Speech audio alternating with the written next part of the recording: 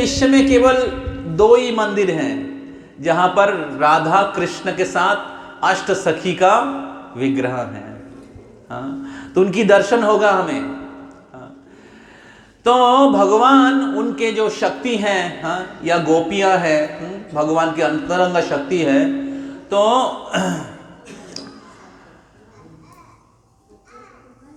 उनके साथ लीला विलास करते हैं माधुर्य रस में।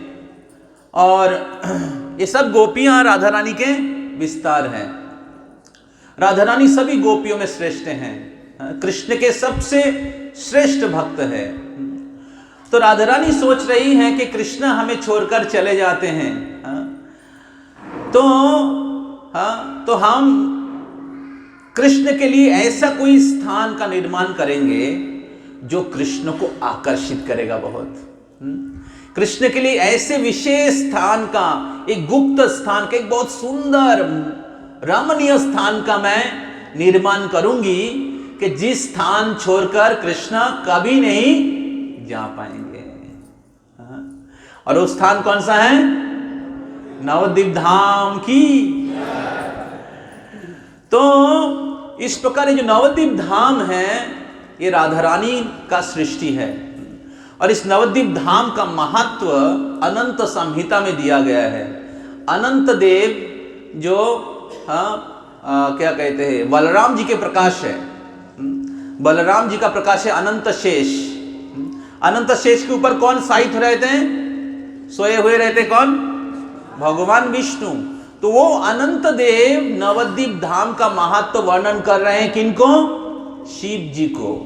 शिव जी सुनना चाह रहे थे भगवान के सबसे करुणामय अवतार कौन है और उनके धाम कौन सा है और वहां पर वो क्या क्या लीला करते हैं। तो अनंत देव शिव जी के इष्ट देव है। अनंत देव का और एक प्रकाश है। अनंत देव प्रकट हुए हैं बलराम जी से।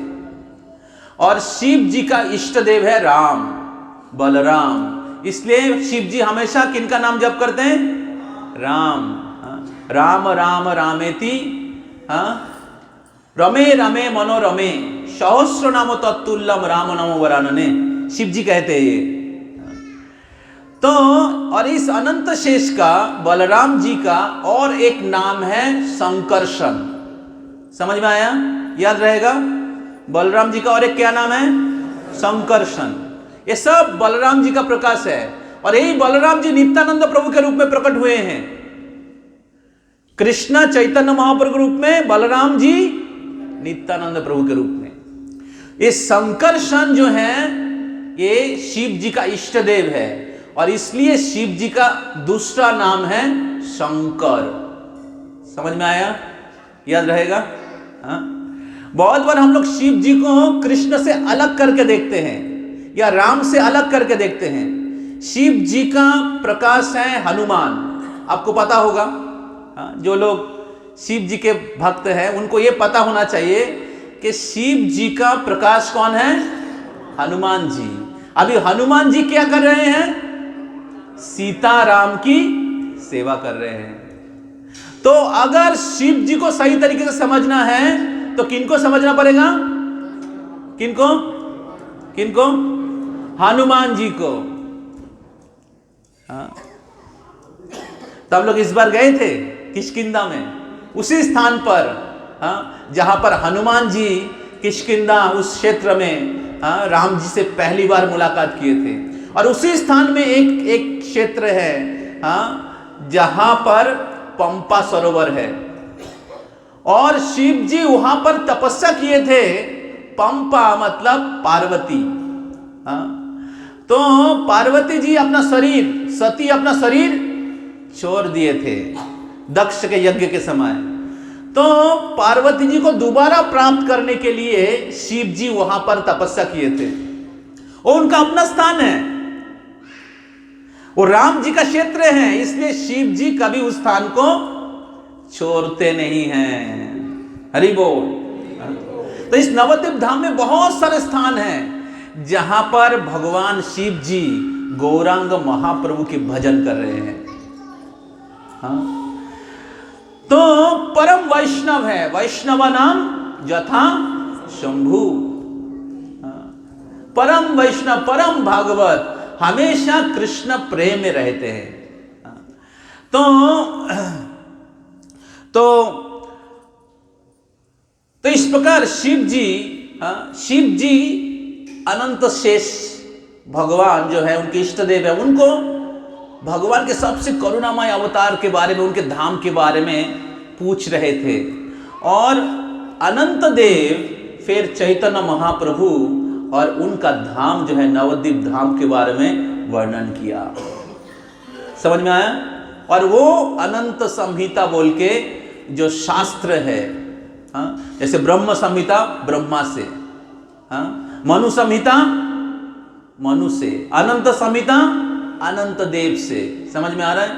तो कुछ लोग सोचते हैं नवद्वीप धाम में बंगाल का जगह है, वो चैतन्य महाप्रभु कौन है, वो बंगाल के लोग उनको भगवान बोलते हैं। ये बंगाली लोग हरे कृष्णा करते हैं। तो बहुत बार बंगाल के बाहर के लोग, अभी विदेश के लोग भी बंगाल के बाहर के ही है। तो अगर भगवान कौन है, भगवान का धाम कौन सा है, तो अगर पता करना है तो कहां से पता करेंगे?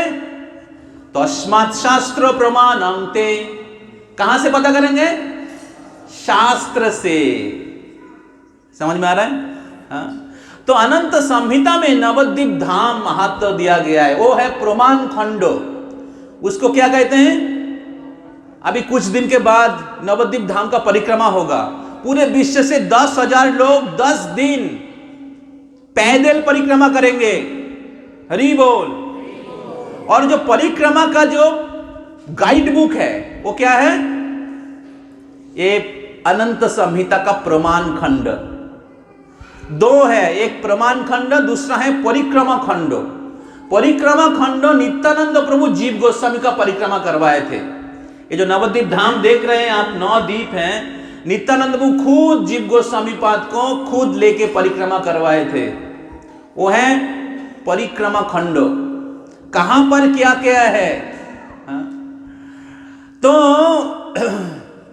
तो इस प्रकार नवद्वीप धाम में 9 द्वीप है, बीच में सेंटर है, उसको कहते हैं अंतरद्वीप। अभी हम लोग अंतरद्वीप में हैं। हरि बोल। इस्कॉन मंदिर जो है और पीछे जोगपीठ है, ये अंतरद्वीप में है। जो सेंटर है, अंतरद्वीप के सेंटर में है मायापुर, और मायापुर के सेंटर में है जोगपीठ, जहां पर चैतन्य महाप्रभु प्रकट हुए हैं।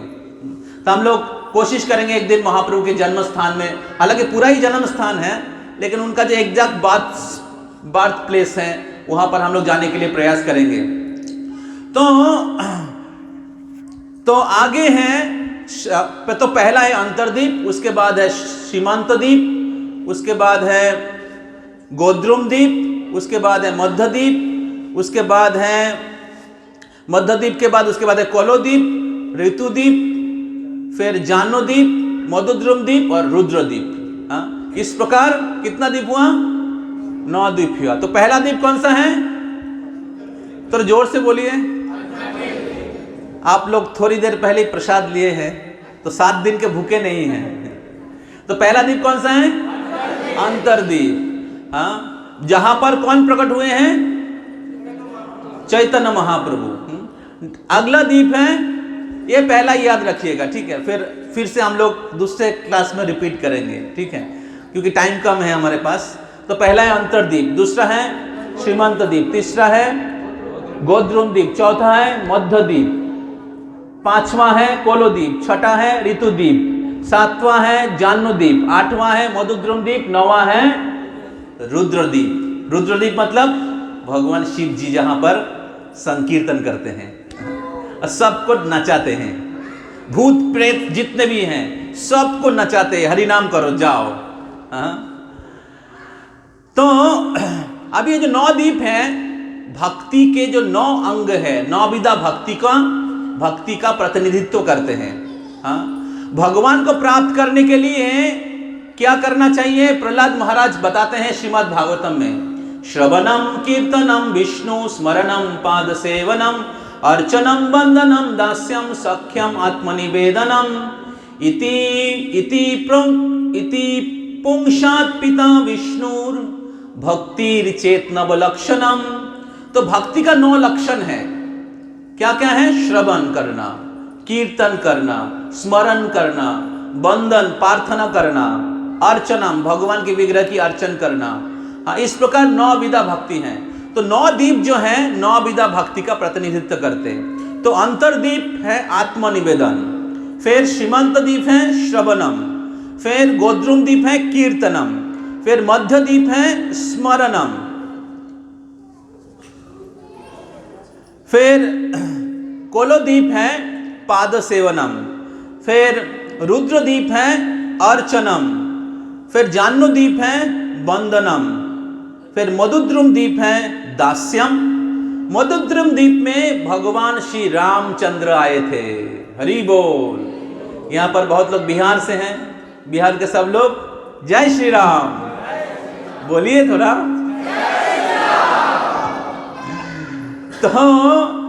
तो भगवान श्री रामचंद्र जब वनवास में थे तो चित्रकूट से भगवान जब पश्चिम के ओर आए थे तो पहले ओडिशा होकर भगवान आए इस पश्चिम बंगाल, और इस पश्चिम बंगाल में भगवान मधुद्रुम द्वीप बोल के एक स्थान है, हाँ, जहाँ पर भगवान श्री राम लक्ष्मण सीता वहाँ पर आए थे। बहुत सुंदर स्थान है, उनके नाम उसके लीला से हुआ मधुद्रुम, बाद में बताएंगे। तो मधुद्रुम द्वीप है जो दास्यम। दास्यम क्यों? क्योंकि हनुमान दास्य रस में राम जी की सेवा करते हैं, इसलिए मधुद्रुम द्वीप हुआ दास्य रस। और फिर लास्ट में है रुद्रदीप, साख्यम। इस प्रकार 9 विधा भक्ति नवद्वीप धाम के 9 दीप प्रतिनिधित्व करते हैं। तो अगर भगवान को प्राप्त करना है तो हमें क्या करना चाहिए? 9 विधा भक्ति का पालन करना चाहिए। और 9 विधा भक्ति शुरू कैसे होता है? श्रवण कीर्तन से। तो श्रवण कीर्तन सबसे महत्वपूर्ण है। श्रवण करना चाहिए, कीर्तन करना चाहिए, जप करना चाहिए, कीर्तन करना चाहिए, श्रवण करना चाहिए। तो ये सबसे बहुत महत्वपूर्ण है। तो कृष्ण भगवान तैयार किया है वृंदावन धाम राधा रानी के लिए, और राधा रानी कृष्ण के संतुष्टि के लिए इस नवद्वीप धाम का निर्माण किया है। तो अभी इस धाम में हमें किस प्रकार भाव होना चाहिए? धाम में हम लोग आए हैं, हमारा चेतना किस प्रकार होना चाहिए? तो एक श्लोक है, यहाँ पर तो आगे दे दो।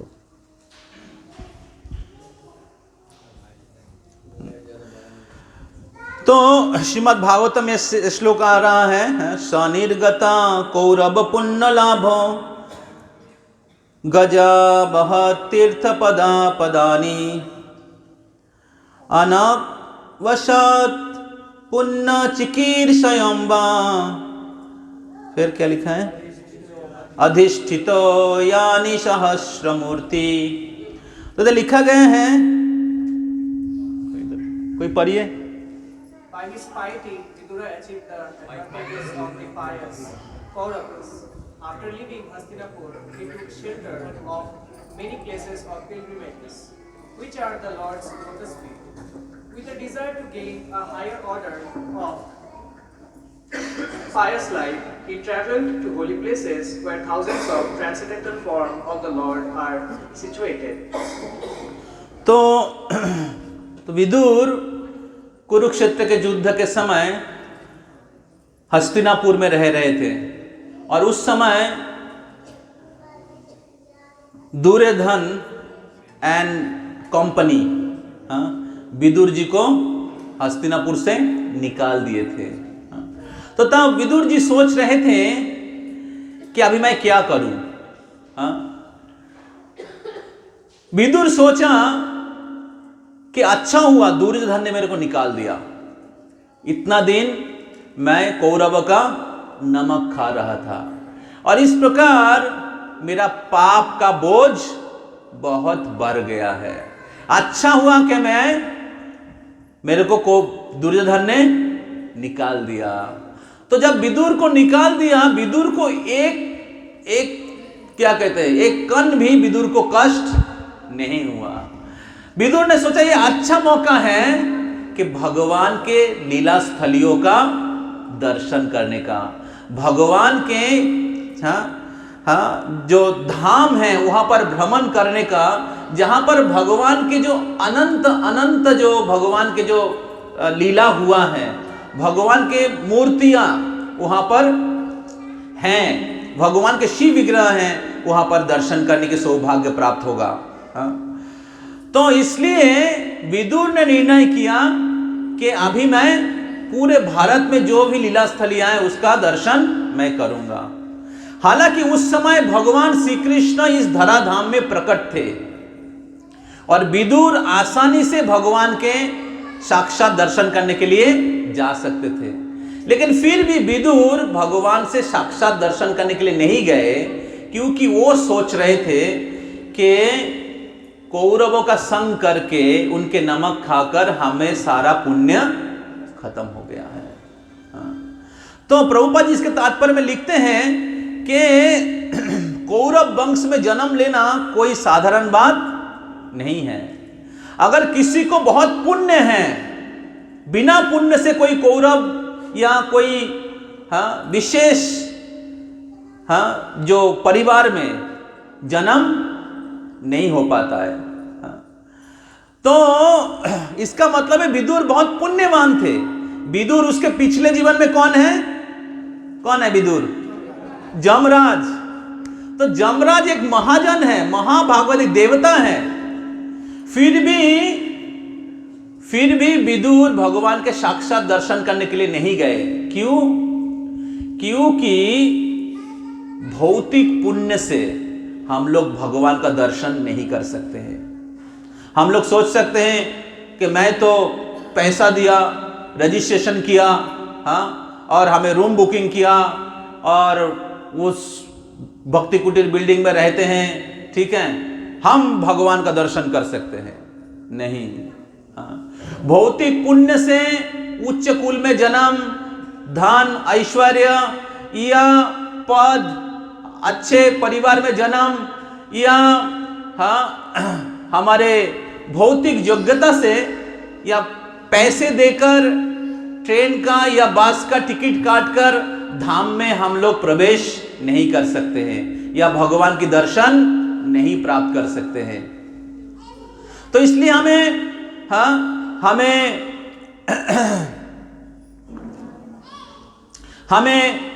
भगवान की आश्रय लेना पड़ेगा। भौतिक पुण्य से हम लोग भगवान की दर्शन नहीं कर सकते हैं,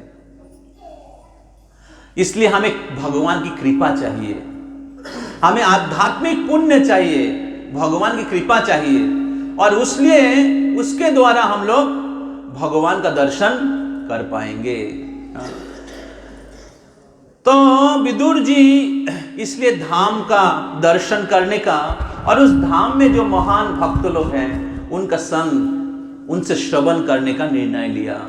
विदुर जी ने उद्धव जी से मिले, उनसे श्रवण किया। विदुर जी ने मैत्रेय ऋषि से मिले, उनसे श्रवण किया, और फिर उन्होंने भगवान का दर्शन प्राप्त किए। तो इसलिए जब हम लोग धाम में जा रहे हैं या धाम में आए हैं, बहुत महत्वपूर्ण है हम श्रवण करें।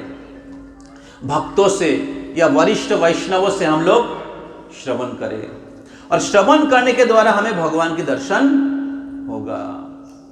श्रवण करने से हमें पता चलेगा कि भगवान कौन है, भगवान के साथ भक्तों की क्या संबंध है, मनुष्य जीवन का उद्देश्य क्या है, भगवान के नाम, भगवान के रूप, भगवान के गुण, भगवान के लीला। तो इस प्रकार विदुर जी बहुत विनम्रता से वो अलग अलग तीर्थों का भ्रमण किए। तो उसी प्रकार हम लोग मायापुर धाम में आए हैं। तो धाम में प्रवेश करने के लिए दो योग्यता चाहिए। धाम में प्रवेश करने के लिए दो योग्यता चाहिए। एक है विनम्रता, दूसरा है सेवा भाव।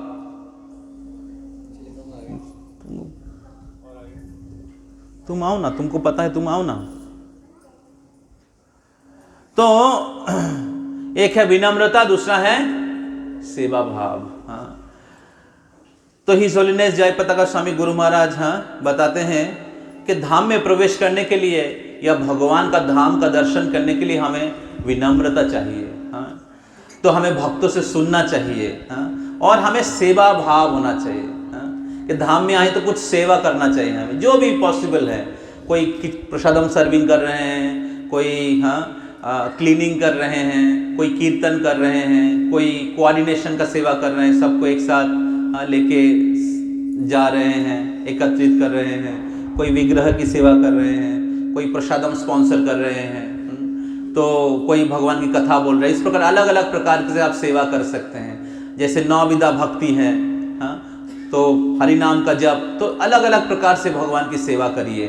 तो इस प्रकार 2 चीज़ है, हमें विनम्रता के साथ जब हम लोग एक साथ हैं तो आपस में लड़ाई नहीं करना चाहिए। हाँ, जब एक साथ प्रसाद के लाइन में खड़े हैं या लिफ्ट में खड़े हैं, या रूम में एक साथ रह रहे, तो आपस में क्या नहीं करना चाहिए, लड़ाई नहीं करना चाहिए। धाम में आए हैं विशेष करके हमें एक दूसरे का निंदा नहीं करना चाहिए, दूसरे का निंदा नहीं करना चाहिए और निंदा सुनना नहीं चाहिए। और जैसे मैंने कहा था कि धाम यात्री जो हैं, इसमें जो 4 नियम हैं, मांसाहार नहीं, नशा नहीं, अवैध संबंध नहीं और जुआ नहीं, ये 4 चीज़ हमें नहीं करना चाहिए। तो जितने लोग आए हैं एकदम विदाउट फेल 4 नियम को पालन करना चाहिए। मांसाहार नहीं, नशा नहीं, नशा में चाय आता है, सिगरेट, अगर इसका अभ्यास है आपको, एटलीस्ट जो 3-4 दिन है धाम में, इसको विदाउट फेल मत करिएगा। अगर कोई करेंगे तो इधर बहुत सारे सिक्योरिटी हैं, मायापुर जो मास्टर प्लान के भीतर, मायापुर कैंपस के भीतर, तो आपको 5,000 रुपया फाइन देना पड़ेगा, ठीक है। और इस यात्रा में जैसे आप लोगों को जो भी लोग रजिस्ट्रेशन किया, पहले हम लोग बताए थे कि 4 नियमों का पालन करना पड़ेगा, ठीक है। और क्या करना पड़ेगा, हरे कृष्ण महामंत्र का जप करना पड़ेगा। तो इसमें आपको पुण्य होगा, और ये 4 नियम को तोड़ेंगे तो क्या होगा, आपको पाप होगा। समझ में आ रहा है? तो जितना प्लस किया उतना माइनस हो जाएगा।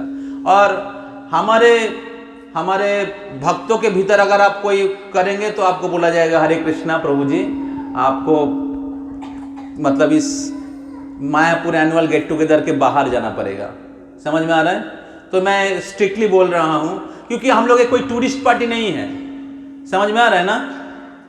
हम लोग क्या टूरिस्ट पार्टी है ना, धाम भक्तों के हिसाब से, भक्ति भाव से धाम दर्शन करने के लिए आए हैं। तो इसलिए हमेशा ये याद रखना चाहिए, जो पहली बार आए हैं या नए लोग आए हैं, तो और जो कोऑर्डिनेटर हैं, जितने भी कोऑर्डिनेटर हैं, आप सबसे निवेदन है कि कोऑर्डिनेटर से कोऑपरेशन करिएगा। जितने भी प्रोग्राम्स होता है उस प्रोग्राम में जरूर आइएगा।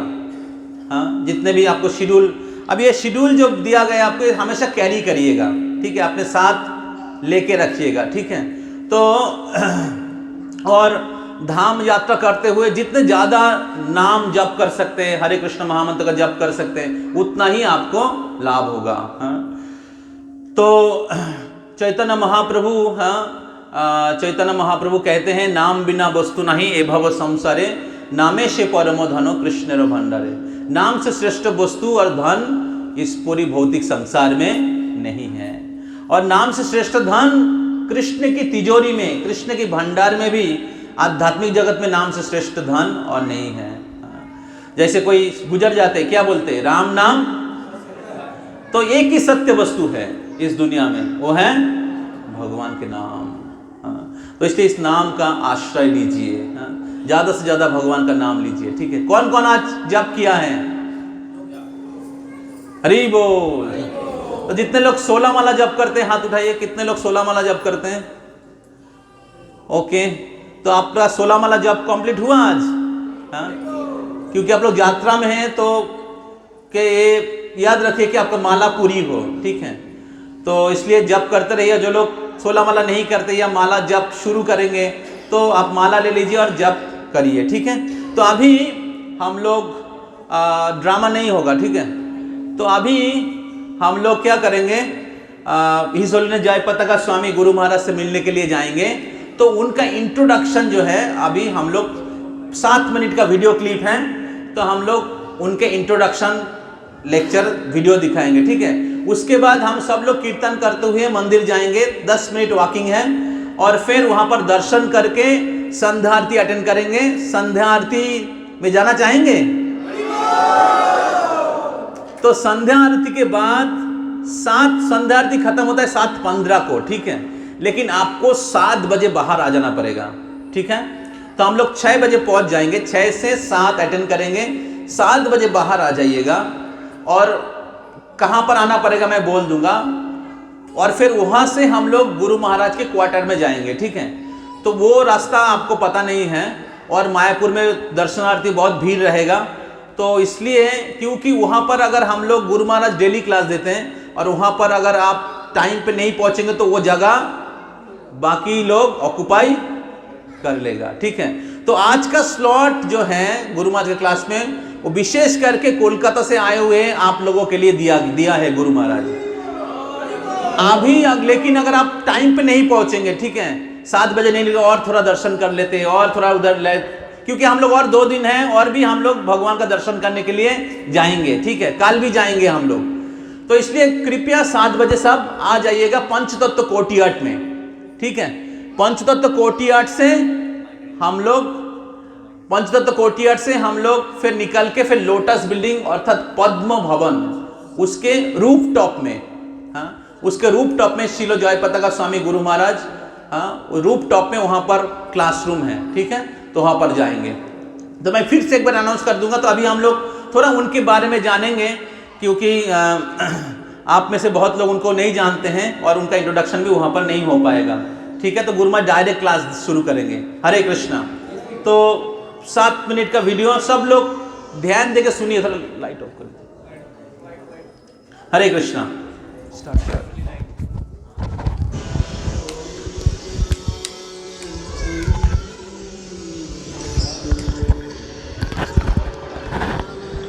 ये बांग्ला में है, ग्रुप में इंग्लिश में भेजा जाएगा। क्लिक करो, आ जाएगा।